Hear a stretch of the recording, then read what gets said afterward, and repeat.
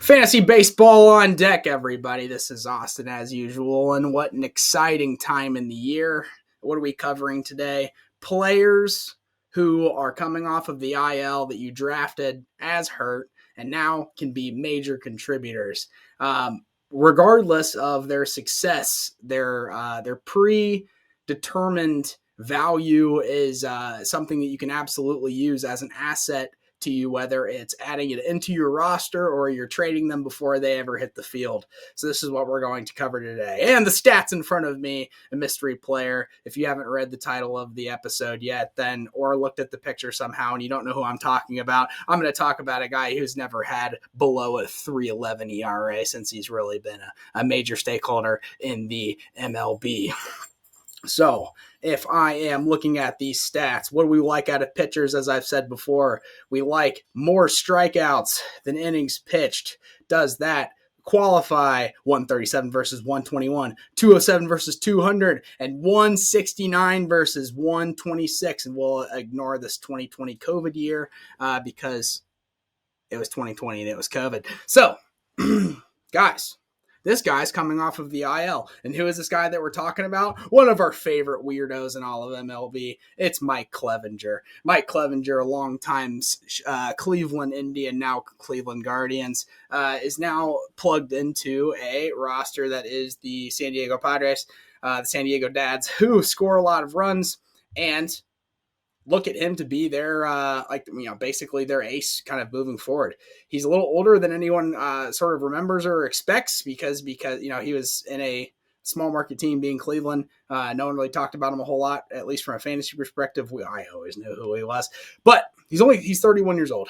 A lot of times with MLB pitchers, 31 years old kind of is the prime, not necessarily with everybody, but this is the guy that, you drafted at the end of the round. I took as the 245th pick, a roundabout way in both of my ESPN fantasy baseball drafts, knowing that I have to sit out 1 week without him. And I get, one of the top guys in baseball immediately back onto my roster. So not really much of a sacrifice there as he just sits and takes up an IL spot. But with that being said, we know that Mike Clevinger is really, really good. If we go back to my roster over here, this isn't important. I don't want you to focus on what players I do have on my roster and what they could mean as assets. What I want you to look at is, do I have anyone immediately that I can drop? And in my head, I love all of my guys. So in my head, it's like, no, I don't have anyone I can drop.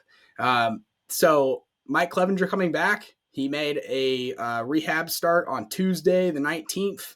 He had 3 innings pitched, 5 strikeouts, and had 1 solo home run in his first rehab start. And he is supposed to be back within the next 5 to 10 days. And to me, I honestly hope that it is closer to 10 days than 5 days because it gives us a little more time to work ahead. Mike Clevinger is coming into a situation where the Padres have spent all of the money. They're all in. He's not going to come into a situation where he's not healthy. And also, he missed all of last season and all of 2020 due to Tommy John elbow surgery. What he is currently out on the DL for is a sore knee. And that was just because of the lockout and them ramping things up. And they even admitted, their training staff said that we felt like we pushed him too hard and we're basically too excited to get back into baseball activities to where we didn't really warm up as much as we warmed up all of the other guys that weren't expected to produce. And therefore he gained a knee soreness injury. There's no structural damage.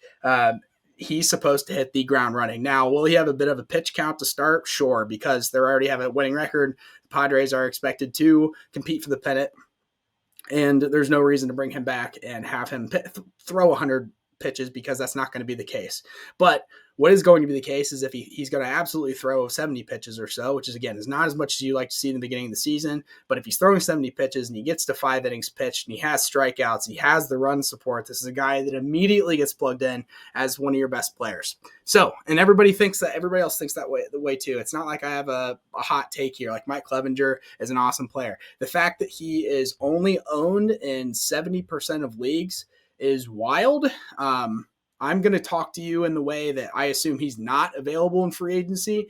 If he is available in free agency, add him immediately. Don't even tool around with it the minute by minute that you sit around and wait for him to, still stick on that free agent wire.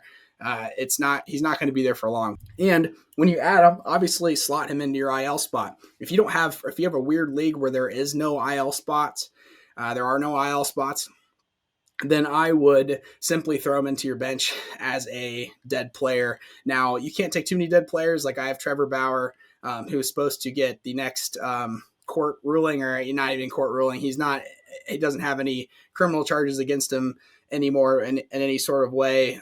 Major League Baseball is more just avoiding him. But this episode is not about Trevor Bauer. He's going to get some sort of ruling tomorrow by Major League Baseball. We'll have a better idea whether he's going to be able to play this year or not tomorrow.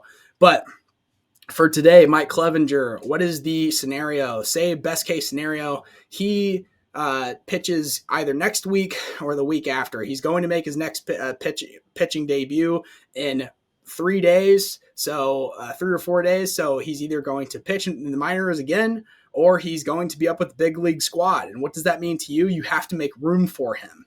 And this is either an opportunity to upgrade your team using his fantasy value, or to trade him away immediately before he hits the hill as his top of the line potential value. So where I'm at right now, again, why I kind of mentioned this is like both leagues, I am doing well. Obviously, I was the leading scorer in one of my leagues, as I said before, and the other league I was the second place top scorer. So if I look down at my available pitchers, again, like I've got Mike Clevinger, he's going to be playing in the next week or so. If I want to slot him in somewhere, I either have to drop someone or I have to trade. And what do we want to do? If we draft people that we like and that have value, obviously there's always people that you like more, but given the opportunity, you always want to trade people opposed to just dropping them into free agency because you gained nothing, essentially. So my advice to you is you look at Mike Clevinger, regardless of if you have him or if you don't have him. If you do have him, you are finding someone on your roster that you could say, man, I feel really comfortable about dropping this player. I've been kind of using him as a slot in and slot out, come and go anyways. So I'm comfortable to drop this guy. The next thing that I would more look at is if you have Mike Clevinger, you want to pair him in a trade situation. If you don't have someone that you're confidently can drop, and they're all young guys and generally healthy and all that jazz, you want to upgrade at a position, whether it be pitcher, whether it be a position player, whatever. But when he comes back available and healthy, you won't be able to make any moves while he's in your IL slot and healthy. So it's like one of those things where you have to kind of trade him, sooner than later. So if I look up my roster and I've got this player that we'll use as an example on both rosters, I have told you before in past videos that I love Jazz Chisholm. But as an example, I think that Jazz Chisholm is playing out of his body, meaning like he's playing at a much higher value than I expect him to sustain for the entire season. And if I look at my stats around him, Jazz is scoring more points per average per game than anyone else on my roster besides Taylor Ward, who I had made a video about just yesterday, who I think a lot about. But like Jazz Chisholm is playing out of his body. So every time he does play, he's scoring a ton of points. But when he does play, excluding today, he's been in the 9 spot or the 7 spot per se for the Marlins. I don't know what they're doing with him. I don't know why they're not developing him the way that I would develop or any other team would develop him. He's the fastest, strongest guy on that roster. Jesus Sanchez is doing very, very well, but he is absolutely should be their leadoff hitter. He's a stolen base guy.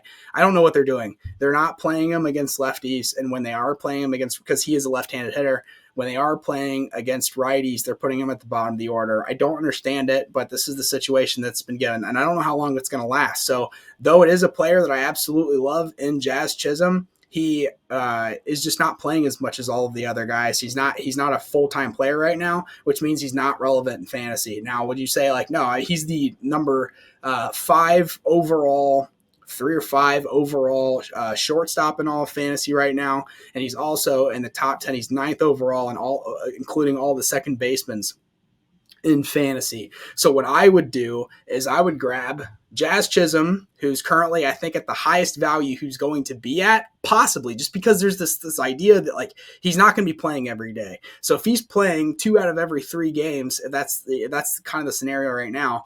If he's only playing 2 out of 3 every 3 games, he's going to be surpassed by all these other players at his position that are playing every day. It's just a matter of, it's almost looking at Will Smith. Like, Will Smith is not the top catcher in baseball right now, only because he's only also playing 2 out of every 3 games, which is frustrating in its own way. But I want to trade Jazz Chisholm now because people aren't paying attention to the fact that he's not playing every day. All they're going to see is that he is at the top of his position. So again, like shortstop, for example, he's the number 5 overall shortstop available. He's owned in 86% of leagues.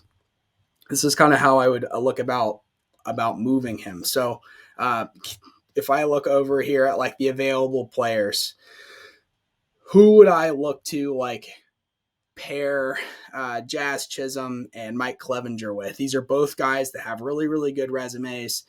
They weren't drafted super high, so there is a value in like people draft in a matter of pride. People draft their players, and if you look into their actual player value, it will show you kind of like where you took them. So, for example, if I scrolled up and I found Dylan Cease, just as an example, if I scroll down at the end of Dylan Cease, it says drafted 41st overall by my team. So when you're trading with people, you can't just look at the points available, because people look at the long haul more than anything, and they'll say, well, why would I take this player that you drafted, say like 81st overall, who's scoring more and been more productive, but when I drafted this player 41st overall? It's because I think more highly of them, though they're not producing up to the level that I'd like them to start out the season. I'm not going to get rid of them just because I took them 41st overall for a reason. I think very highly of them. It's going to take way more than that to swindle, kind of get them away from me, sort of thing. So you are going to look for players that aren't necessarily super high status in regards to like draft ranking, but guys that were maybe like underrated and maybe underperforming, or guys that are just generally underperforming, what have you. So in this league specifically, like say that I wanted to upgrade my pitching while giving away some pitching.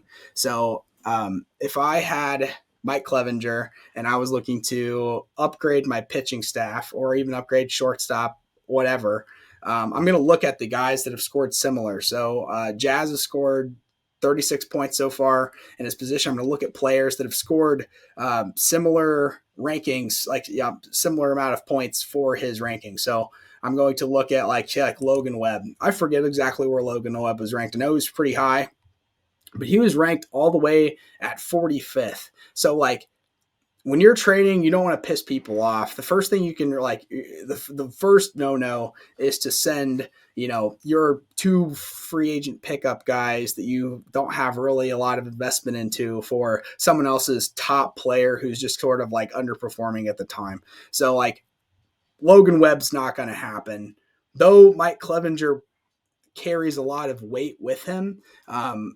That's just not a player that's going to garner that sort of player. But also what you can do is if you did want someone like a Logan Webb and you're trying to do the upgrade thing, you can look at what you do have. So like, fortunately I do have Shohei Ohtani. I got the number 1 overall pick. He's not tradable. I could go down to like Jordan Romano, I think is really, really good, but I drafted him, but I can't part with him. Maybe there's not an awesome example on this list. So we'll keep going. Michael Kopech, I think a lot of. I don't remember exactly where I left off, but all of a sudden my camera is no longer accessible. So I will be doing the rest of this video without a camera on my face, but hopefully This will be as engaging as usual, and you'll get the overall point. So, what I was about to talk about is kind of like who to package for, what players are kind of playing like out of their mind at the moment, and kind of looking around your league to find the best like trade candidates. So, what I would do is you would go over to your league tab, which is on your top left, and then you can only access this, I believe, from your desktop, not your app. But if you go to league and then you go to down to rosters and you click rosters, this will bring you to all of the available teams in your league, as from a starting roster down through their bench and their starting pitching. So you're going to want to scan across your like trade partners, your trade candidates in your league, and see kind of like where people are weak and kind of where you can maybe fill in. So even as I was trying to figure out my camera issue, Jazz Chisholm just hit another home run. He's finally hitting in the leadoff spot tonight. But, if I didn't, per se, if I'm trying to, trade him like within these days that Clevinger is still kind of rehabbing, I would look across these teams and I'd figure out like who makes the most sense. So after scanning, I came down to this team in the middle. So right now, though Gavin Lux is currently playing at an unsustainable level as well, I would say that this guy's shortstop situation and second base situation, it does not seem super accountable, reliable. So what I would do is I'd say, hey, I have Jazz Chisholm who can fill in either of these spots as a staple moving forward. And I also have a starting pitcher that I can add. And though he has a decent starting pitching roster, he has an abundance of outfielders. And I have good outfielders, but he has an abundance of great outfielders. So I would look across the way of like, I'm not going to be able to acquire Juan Soto. I most likely would not be able to acquire Nick Castellanos. And why would I not be able to acquire Nick Castellanos is because he was drafted in the top 50, say 51st overall. That's someone who's too highly regarded, not somebody I could squeeze away. So I'm going to go down and see Luis Roberts, a great candidate, maybe a Luis Roberts. Stephen Kwan I kind of skipped over because I think that he's a flash in the pan. He's not sustainable. Luis Robert is probably the guy I'm going to go after, given that I think he's MVP talent and he was drafted, let's say it's like 75th overall. So, scrolling down, and even a Yordan Alvarez is on his bench. So his outfield is extra deep. So my thought process is like, I'm going to offer him a second base shortstop. And heck, even in his ILs, he has Teoscar Hernandez, which would be another great candidate. But in his bench, even there are top 20 outfielders. So you have so many of these outfielders with not a ton of depth in other positions, being like second base and shortstop. Like these are clear eyesores, and he doesn't have any way of filling in. So what I would do is I would simply come in and I would create a trade for Luis Robert. And I can see that Luis Robert for the season has scored 78 points. I know that he has had a little bit of a cold streak as of late. His average has dropped down to a 175. He was 2 for 4 today, but this is a guy I have has huge potential. He's going to be hitting at the top of the order for Chicago moving forward. He was the number one prospect in baseball 2 seasons ago. I love this guy. He fits the space that I need, and he hits the niche that I'm looking for. So I would simply go over to Luis Robert, and I would check him, and I would go to Jazz Chisholm, and I'd say, all right, sick. Jazz at this point, not even including his home run. He had 93 points before today started, and that's not even including his home run he just hit. So 93 up to 96.5, 106 points, 106.5 points compared to what this will be, 78 turning into 85 overall points adding in. So it's like 106 versus 85.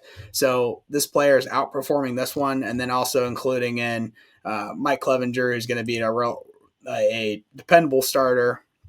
is kind of how I would structure this trade, so that you are giving away two people, but you're getting someone back that's more quality and more dependable than these two guys in my head. So, if I hit continue, that's what I would do. But in my personal opinion, it's super important before you send trades to actually like text or Facebook message, however you can contact people in your league. Kind of talk to them first, because to be a successful baseball trader, from a fantasy perspective, like you have to have good relationships with everybody in your league, but also kind of meet them first and say, hey, I have interest in this guy. What do you have any holes that you would want to plug in on your team? And you're contacting them knowing that they already have holes, on their team, being shortstop and second base, guys that are not super reliable, and that you're trying to fill in a gap that they have for something that they have in abundance, given like their outfielders they have on their team. They only have 3 outfield slots and then a couple utility guys, but they have Juan Soto, Jordan Alvarez, Nick Castellanos, Luis Robert, Joey Gallo, who I hate, but like even Joey Gallo, he took 94th overall. So he took Joey Gallo even the top 100. So, and then even on that, the IL just recently acquired Teoscar Hernandez, was the 70th overall pick. So he has so many outfielders, but just not enough, position players to fill in other spots. And, I think that he went 1-0 last week, but this is just a situation where, you're able to fill where they're not. And for even further analysis, if I go over to once like Mike Clevinger returns to the San Diego Dads, right now, if I go to RotoChamp fairly often, because they keep up with they do a good job of keeping up well with pitching rotations and kind of like how players are filling in and spotting into their everyday playing rosters. But and I don't think that they have a very good system for like projecting stats and things, but like who is good at projecting at this point? But what I am looking at this for is that their current, say like their 5-man rotation would be right now. It's Mackenzie Gore, Joe Musgrove, Sean Manaea, Yu Darvish, and Nick Martinez, and they.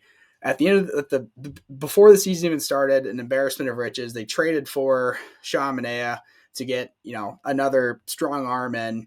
And then Blake Snell went on the IL, and he's only on the 10-day IL. He's supposed to be back with the groin issues, already throwing on the side.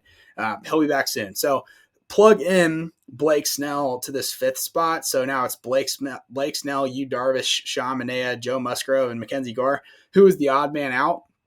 It's Mackenzie Gore every time. Mackenzie Gore was one of the top pitching prospects in baseball 2 years ago, and he has done really well. He looks great. He's been playing really, really well. But at the same time, when it comes down to like money and progressing, like a super young player like Mackenzie Gore, if they can throw him back down into the minor league system and kind of manipulate his service time and his contract so they can keep him longer for the long run. And that's what they're going to do. So when Mike Clevinger comes back into the fold, he's simply going to slot in where Mackenzie Gore is, and then Blake Snell is going to come back. So if you are a Mackenzie Gore owner, even right now, he has at his absolute max from a value perspective. So if I go to opposing teams and I know where Mackenzie Gore is in regards to like whose team is where, I am going to go to the 2022 season stats. And I'm going to go find Mackenzie Gore down here. So Mackenzie Gore, stat line, 10 innings pitched, and he has 10 strikeouts with a win. And this is equating, again, this is a weird league, but this is equating to 85 points for like a pretty good start. Is like around like 40 plus points. So this past the game that he had against the Reds, even with a pitch count limitation, he scored 53 points. So this is a guy that you can expect to get knocked back down to the minors. So if you're a Mackenzie Gore owner, for the time being, he has a lot of value. But again, this is someone that I absolutely would try to trade because, once he gets sent back down to the minors, when Mike Clevinger and Blake Snell come back into the majors, he's not going to be worth, anything at that point moving forward. You're going to have to rely on injuries to set in for him to get playing time. So that's my analysis on Mike Clevinger and Mackenzie Gore moving forward. Kind of, again, try to use these guys assets and not people that you have to just drop into the free agent pool for nothing, because your players on your team are worth a lot. It's just that you have to do things with the right timing. So again, Mike Clevinger in the next 10 days is going to need to fill into my team. And I don't have anyone on my roster that I dislike, which means that I need to use two of these guys to trade back for a higher quality player back in return, so I can easily fill in Mike Clevinger, or start texting the group of my people in my league to try to gauge interest on someone who'd want to trade for Mike Clevinger.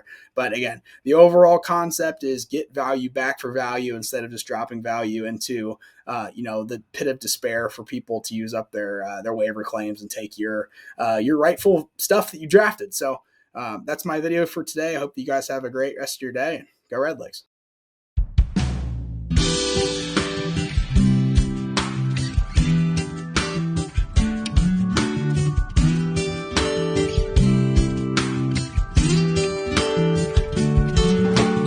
Welcome home, Mike Clevinger. You do belong here with the San Diego Dads. We are so very glad you are back on the mound. You are our guy. Sorry, side home Mackenzie Gore. You did nothing wrong, but you will be sent home, meaning you're getting demoted. Not your fault, Mackenzie Gore, or should I say Mackenzie Whore. You are now the side hoe. This may be bad news for you, Mackenzie Gore. You're sent down to the minors. It's more about Mike Clevinger. We love him in his hair. Mike Clevinger and his curveball will give you some problems as a hitter, because he belongs in the All-Star game. This isn't my best song yet.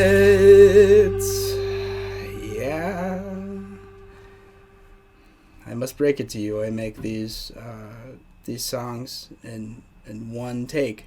So take that for what you will. Your mind tends to wander. That's all I have. I love you. Goodbye.